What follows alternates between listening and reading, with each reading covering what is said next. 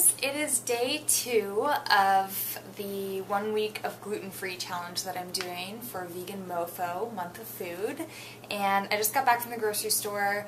It is Labor Day and I figured I'd go and stock up and try and see what awesome gluten-free and vegan options are out there and share them with you. So I kind of went crazy. I found a bunch of stuff. I mean, one of my personal goals through this challenge is to be eating a lot more healthfully and just eating a lot more fruits and vegetables and whatnot, but there were some things, some vegan gluten-free pizzas and whatnot that I just couldn't pass up, and I felt like I really want to share those with you guys so that you can see it's really easy to be gluten-free and vegan, and you have so many options to choose from.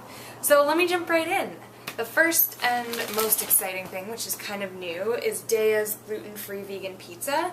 They use the Daya cheese, which I also picked up some of, which is actually soy-free and gluten-free and the best vegan cheese out there in my humble opinion.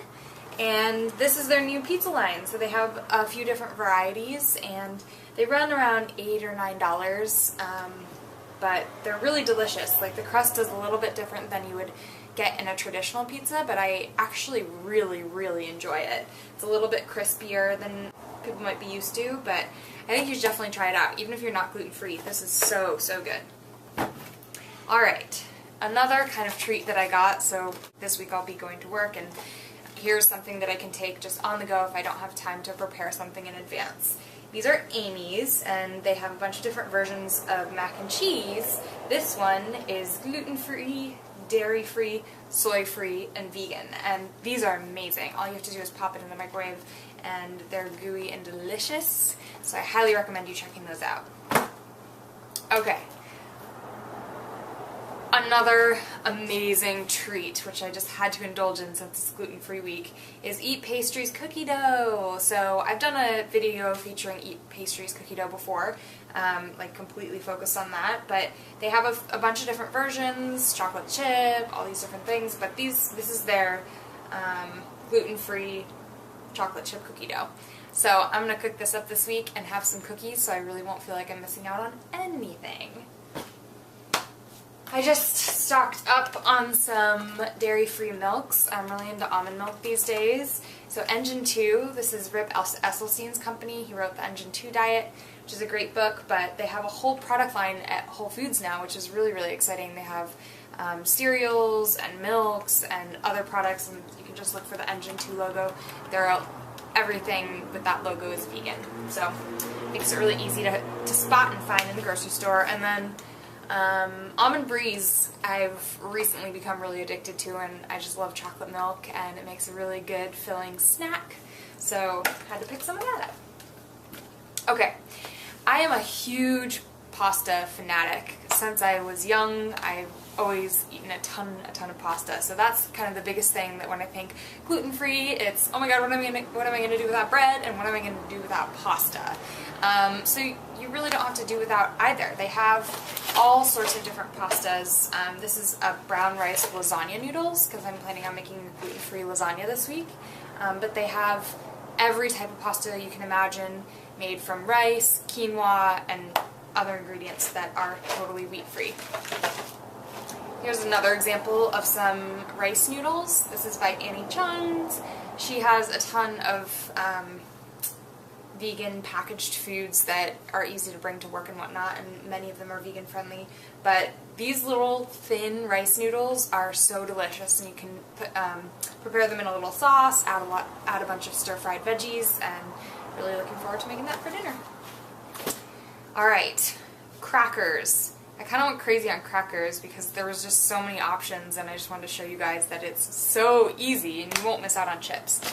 So one example is Way Better. They have these black bean chips, and you're seeing a ton of companies these days coming out with different black bean type chips. So these are gluten-free, sprouted, healthier than traditional chips would be, and yeah, good to go. Get a nice tub of guacamole and they'll love it. Alright, this is something that I got in the Vegan Cut snack box, and I saved it for this gluten-free week. They're Chia Crisps, baked crunchy black bean chips. So again with the black bean, but this time it's got the superfood chia, which is really high in omega-3s and more, so looking forward to trying that. I found these seaweed rice crackers, and I just figured I'd pick them up. I got a few different dips, hummus. I'm planning on making a olive hummus and an olive tapenade, and definitely lots of guacamole this week, so I just wanted to have crackers on hand. And then tortillas. So when you're gluten-free, you obviously avoid the flour tortillas, but you can still get these corn tortillas. I mean, that's basically the ingredient in here. So this will be great. Just fill them up with some beans, some Daya cheese, and some stir-fried veggies, and that'll be a great meal in itself. Just another example of a quick and easy meal that you can take on the go. Organic vegetarian chili. This is the spicy flavor. It's the Whole Foods brand, but there's just endless options. So these are just a few random ones. Okay, when I was at Vita Vegan Con, this was in our little goodie bag, and it is gluten-free buckwheat and hemp cereal.